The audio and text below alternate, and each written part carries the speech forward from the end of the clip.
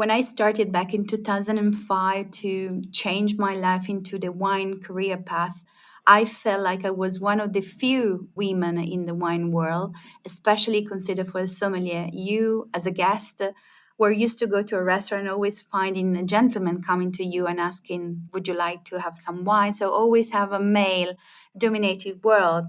So in Italy, especially, I found this to be particularly tough to be involved in this world and to raise a kind of voice among those man-dominated world at that time. But I must admit, nowadays everything has changed a lot in a very positive way. I felt like, especially in London, my 10 years that I spent there, I saw many professional women now getting the best position in the wine world. Fascinating people with stories to share, fabulous wines and the best local foods to accompany them, and beautiful places to discover and visit. All of this and more on Wine, Food and Travel with me, Marc Millon, on the Italian Wine Podcast. Join me for a new episode every Tuesday. Welcome to Wine, Food and Travel with me, Marc Millon, on Italian Wine Podcast.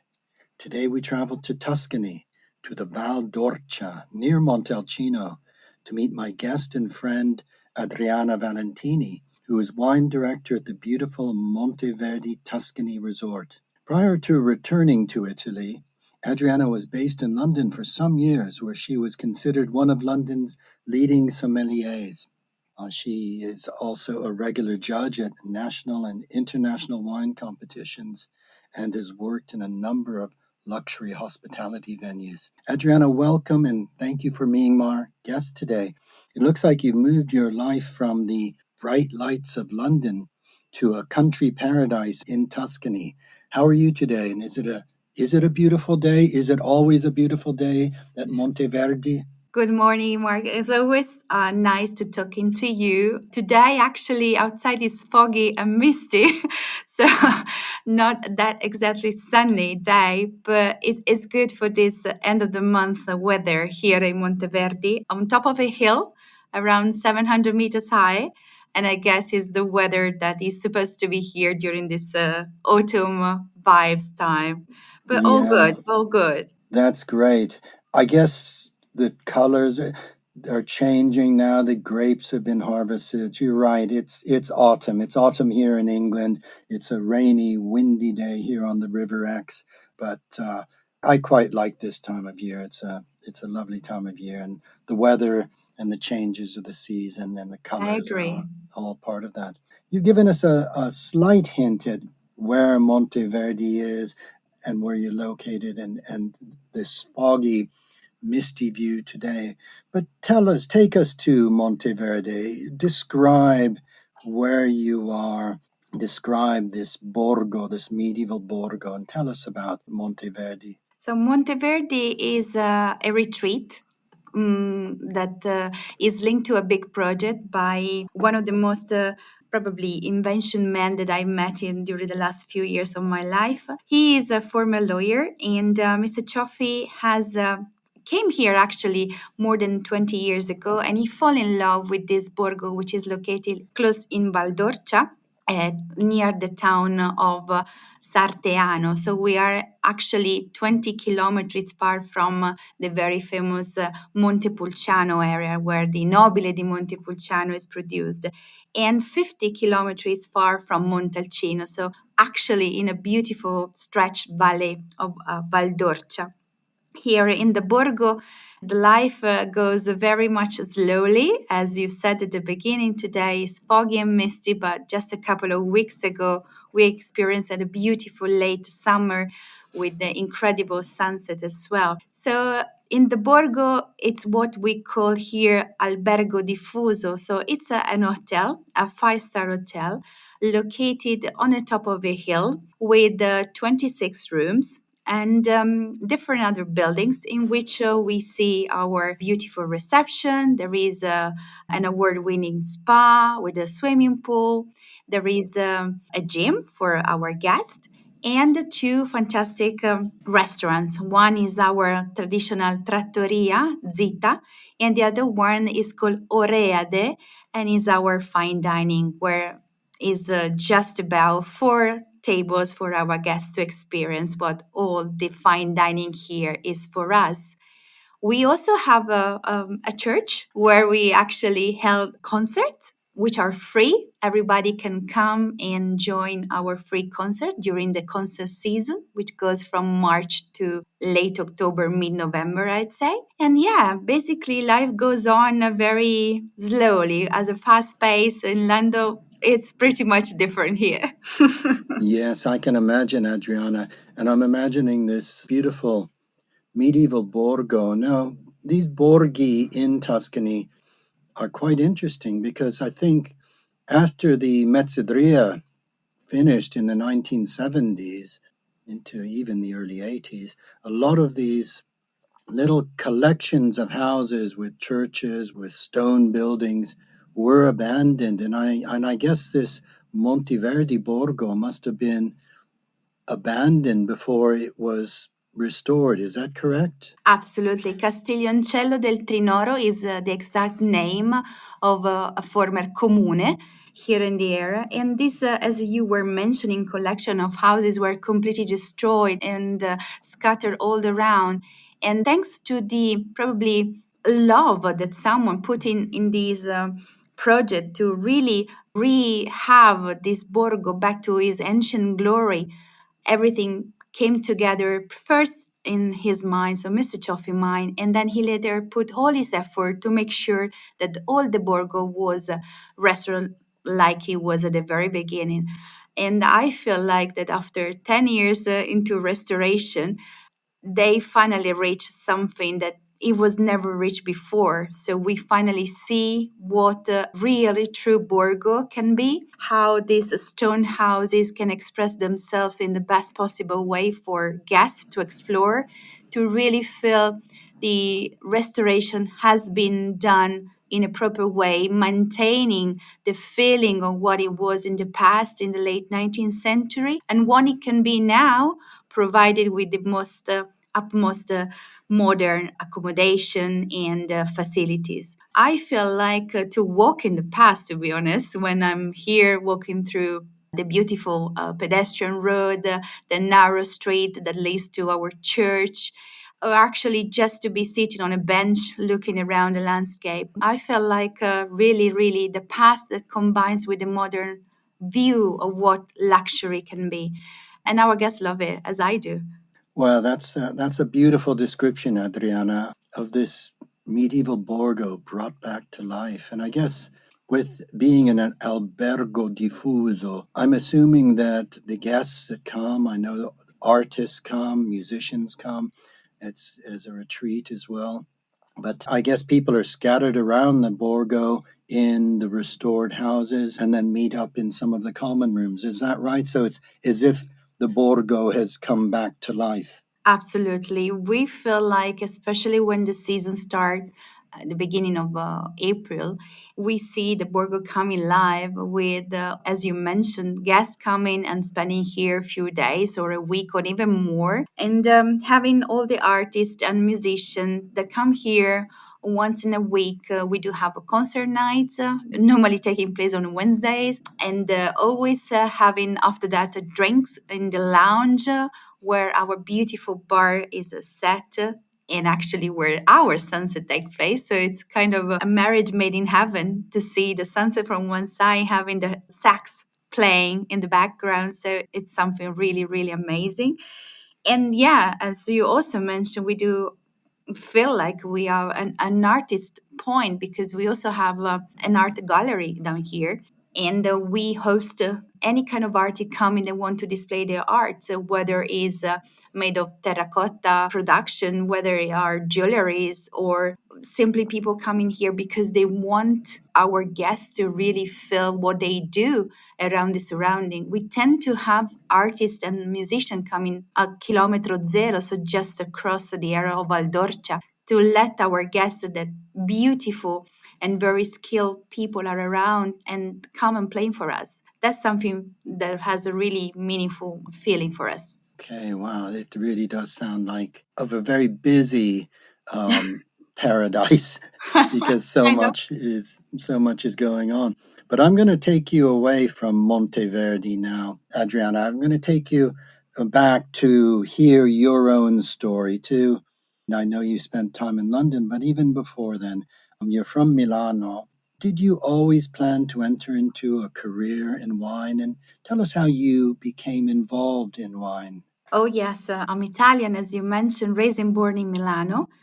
During my time where I was actually working in an office as a translator and doing sommelier as a second job, I felt like that was the path I want to pursue. And that led to me to actually study more and more, getting experience, getting my diploma first in Italy with the Associazione Italiana Sommelier that was based in Milan. That was easy for me to be there and to follow their lectures. Yeah, I got my diploma. I simply decided to leave for a beautiful cruise ship around the world, working there as my very first job as a sommelier. Led me to Asia and Australia and all these kind of places that are on the other side of the world.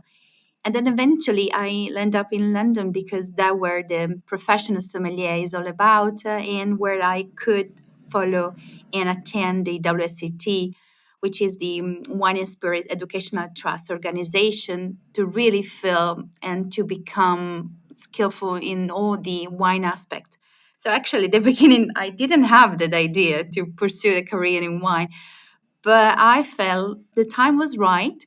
And London has always been there for some reason in my life, whether for my language previous past, because my degree is in languages, and then because of my real estate company, which I used to work for, was based in London. So I felt like London was meant to be.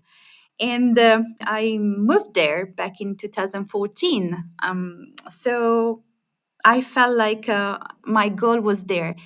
And straight away, I started working as a head sommelier for one of the most luxury hotel based in London, in Embankment, which was and still is Corinthia Hotel London.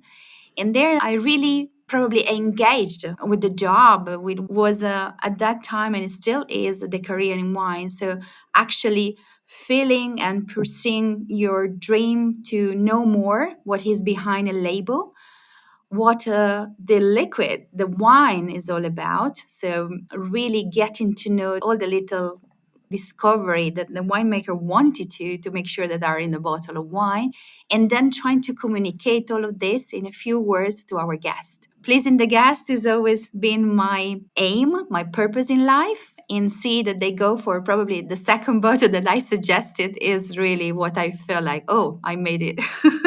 Okay, well, that's really, really interesting that your background is in languages, but that led you into wine, into studying with AIS for a very highly regarded professional qualification as an AIS sommelier.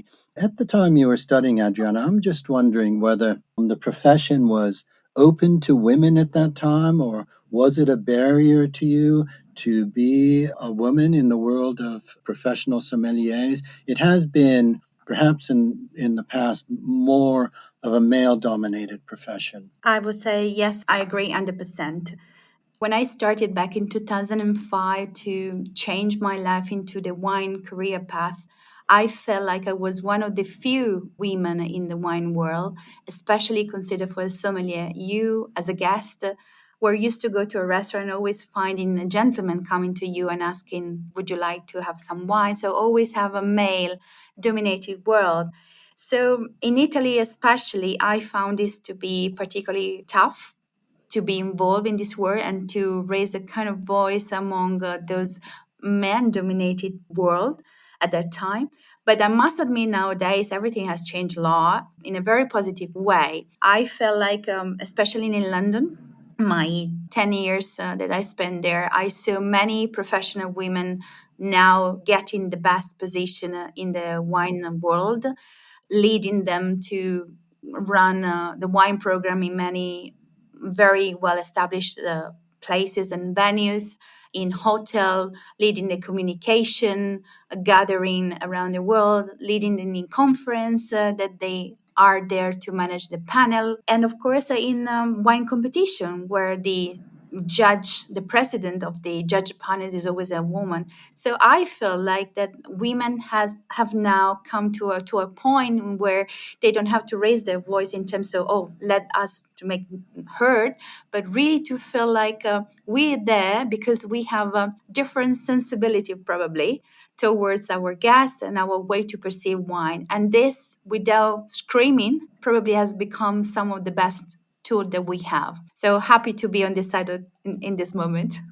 Oh, well, that's very good to hear that positive development, this evolution of the profession as you in the time that you've been doing it. Now, of course, working in London in not just the Corinthian, but I know you've been in some other exciting places and done some really interesting things, Adriana. You would have been working closely with the world of fine wine from all over the world, but probably primarily French dominated. Was that the case in London? And not so much Italian.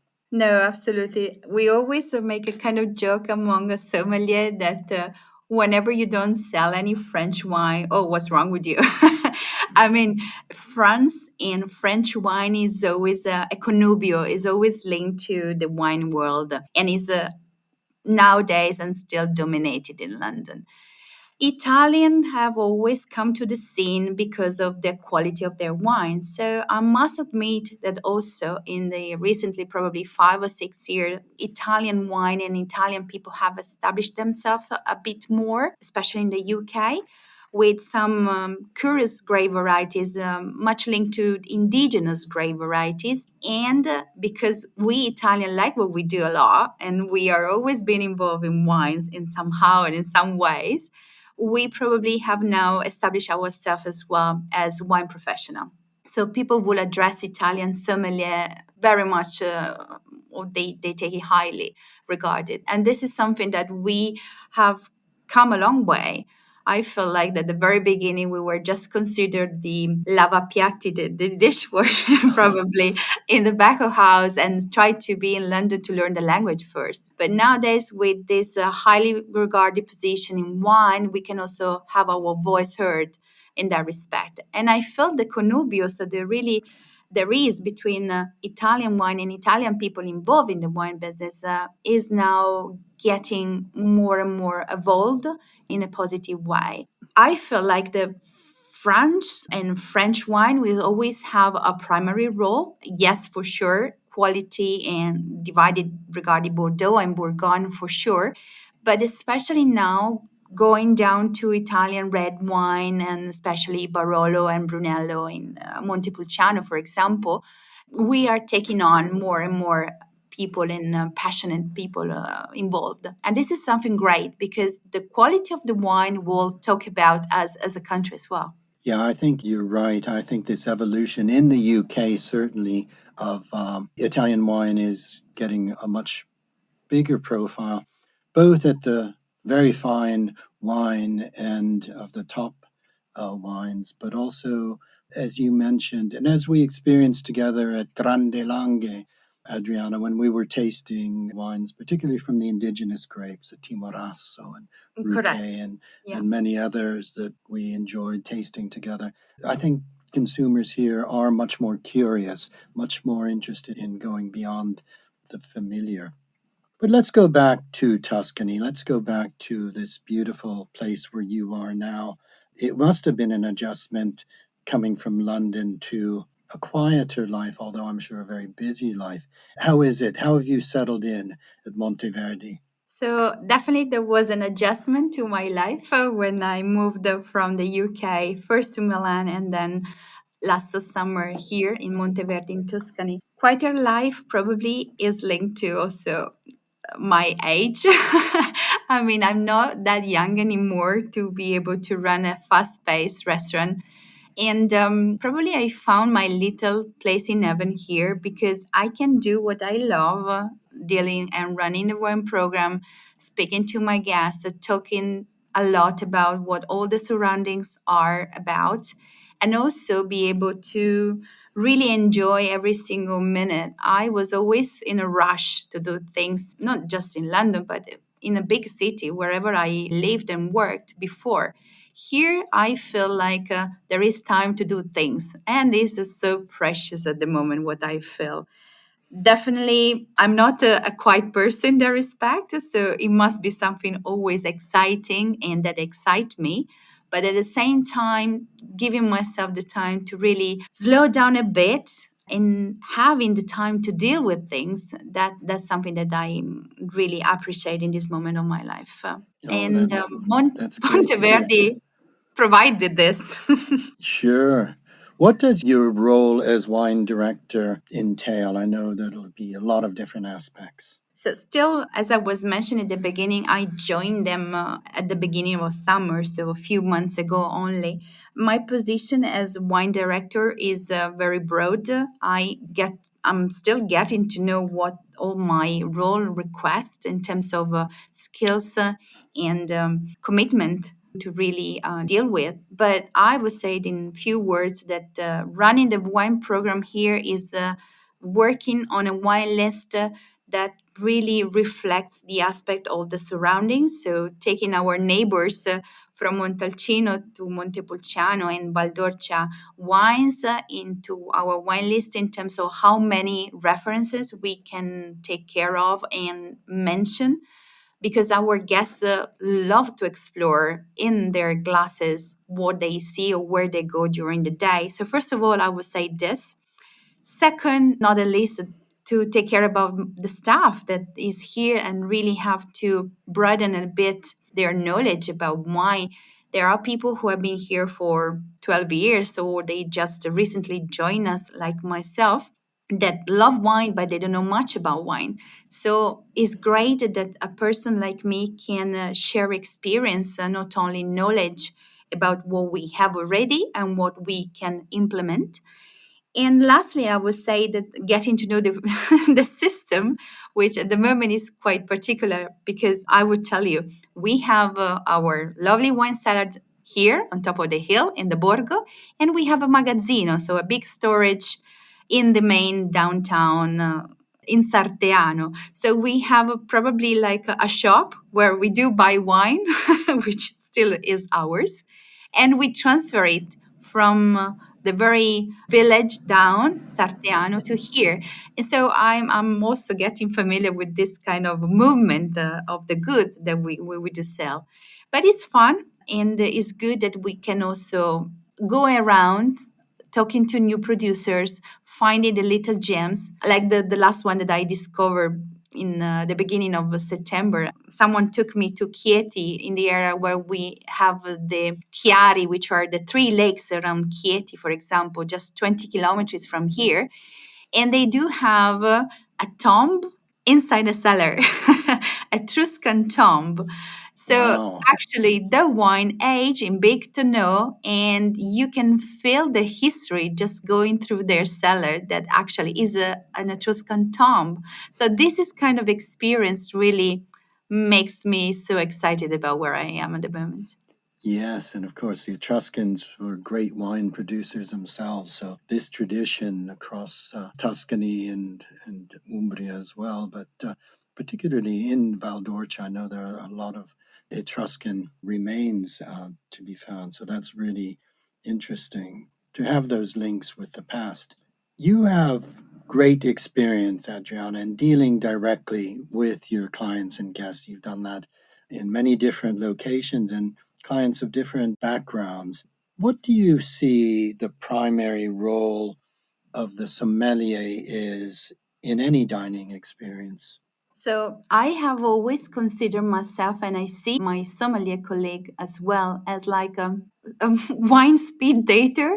I explain myself when you meet someone and you don't know anything about them and why they're there to dine with us, why they choose us, apart from probably saying in the reservation that they are there for a celebration or a special event. You have really just a few minutes or even less to get that kind of feeling of engagement with the guest. It's important to me to always open up with a big smile because you open to engage. Second, to see why they are there, to get to know a little bit more if they are here for a celebration or for a professional meeting or simply because they want to be there without being disturbed. You need to feel the atmosphere, the vibe of the night with those guests, and to have in your mind all the wine that you have in your wine list, not what you want to sell out, but will make the difference in their night. I have seen myself getting that right when I don't put Adriana stamp. So not my particularly passion or favorite wine, but always let the guest lead me to where he wants to go and offering options. For me, the keys is option that they might see or even more because of course we have more references, but they are kind of wanted to be guided through what they want. So we need to grip in that kind of feeling, and is always a challenge, definitely, but it's always so good when you get it right. So to me, the communication that the sommelier does when he or she meets a guest is always the key to have a great night, both as an experience from the guest points of view and both from the sommelier that really have the guests right for the night. It's such a rewarding feeling. Oh, I love that. And I, I really like that speed dating analogy that I think as seeing it from the other end, Adriana, I think the best experiences I've had, and I do agree that when you meet a sommelier who really welcomes you and helps you explore a wine list and find something that you really enjoy, it is it adds so much to the dining experience. But I'm very pleased to hear as well that it adds to the satisfaction, the job satisfaction, the pleasure of people who love their profession as well. So I think that's a really nice way to think of it, speed dating. Thank you, Mark. I found this so much in line with what I am, and many fellow colleagues will say the same.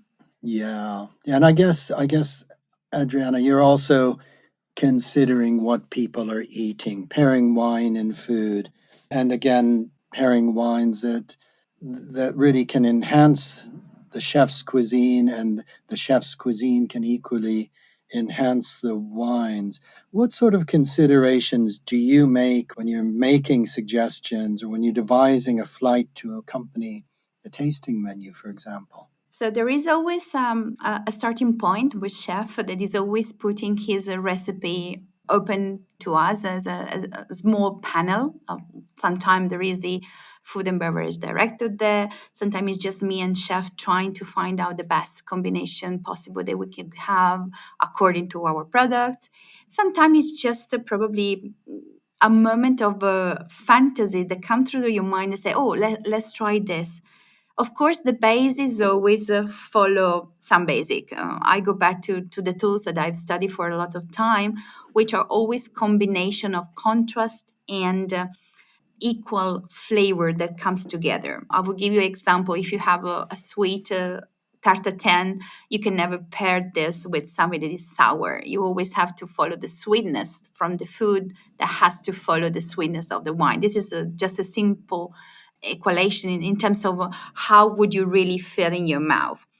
But apart from tools that are linked to skills, it's more like ingredients and how the food is prepared.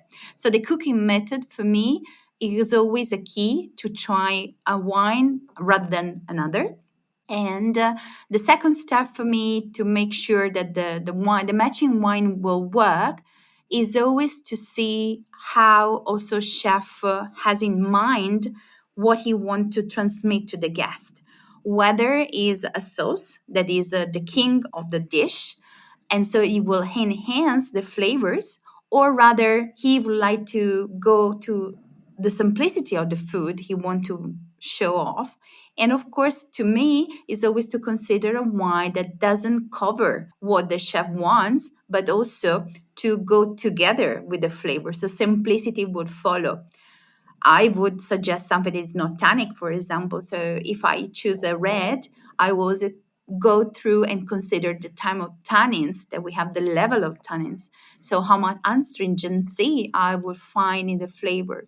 So it's always a combination between chef mindset and what you want to achieve with me, in this case, what I want the guest to experience. It would never something that cover one or the other. Does it make sense? Okay. Yeah, no, that does make sense. Can you give us maybe just a couple of examples? One from your trattoria, your simpler restaurant or more traditional restaurant, and another from the fine dine, perhaps something on the menu now, just to give us an example of describe the dish and describe a pairing that you would give with each. Absolutely. For example, in Zeta, our trattoria, we do have the galletto, so the chicken that is grilled chicken, coming in a very light version with rosemary, olive oil, and long cooking on the grill. So as long as it can really be cooked throughout.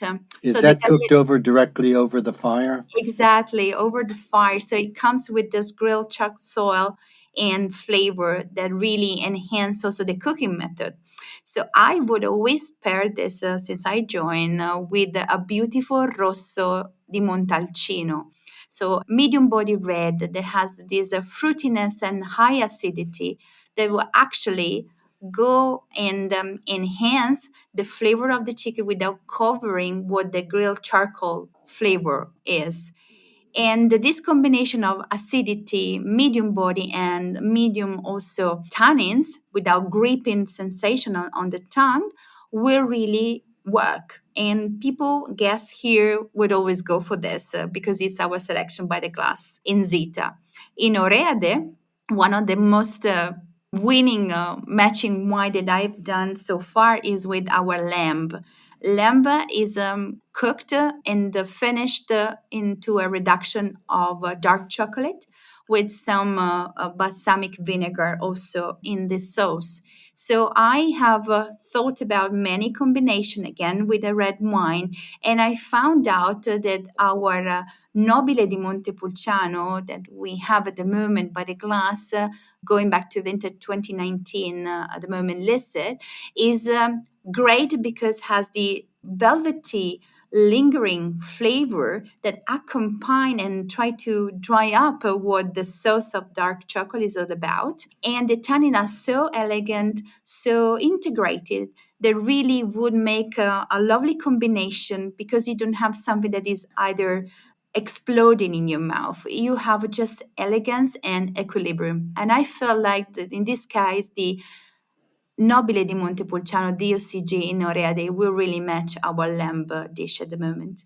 Oh, those are two great examples, Adriana, and you've made me and I'm sure our listeners want to visit Monteverdi and to explore the Borgo and the two different dining experiences, which sound really contrasting but still from the same soul. Absolutely. Adriana, finally, you have great experience in the world of wine and hospitality. These are really challenging times for everyone in our business, wine producers and hospitality businesses alike. I'm thinking of things like global warming is changing the profiles of since you've been involved in wine, Adriana, wine has changed through this global warming. Wine consumption is under threat due to some of these health warnings from organizations like the World Health Organization and even government bodies. Young people are perhaps less interested in wine, drinking less than their parents did. So consumption and sales are going down in some markets. You live and continue to work in the world of fine wine and hospitality. So my question is, are you positive about the future? Mark, I need to be honest. I feel like this is a very global talking, and we need to admit that there is something that has changed a lot, and there is an issue with the new young generation. As you mentioned, people will turn their back probably to the wine concept as he was or he has always been so far. And I feel like that now wine producers do have to find new ways to communicate their products, not just because they have quality, but it's also all around the experience that do people perceive, and young people especially that are so linked to social media as well. I would put this my concept in a very positive and probably good way for everyone that I learned myself. When you go to a winery and they are open Monday to Friday, so people will always be off, or probably they want to visit something during the weekends. So having some very branded winery that are now changing their opening hours and welcome their guests also over the weekend is a way to make connections. So people will actually feel like, oh, I can go and visit also at the weekends, where normally this branded winery, very famous, will always be shut because they work Monday to Friday. So this is something that I feel like is good for wine communication.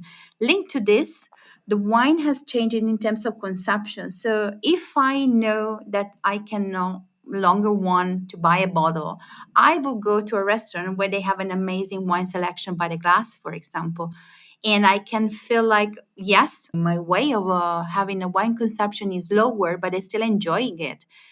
And not at least packaging. How would I choose a bottle of wine on a shelf of a book of a wine shop? For sure, packaging also make a huge difference. So just to give you a conclusion on this thought, yes, everyone it feels like against wine in this moment. My positivity is still there, but we need to practice a lot of new way of communicating wine in their total way. Adriana, I knew that your view would be positive, but also thoughtful, and I think that you've said some very important things there about how to communicate to a new generation that communicates through other means, through, as you say, social media, but also through a desire to experience wine, to have wine experiences, whether it's visiting directly at the source.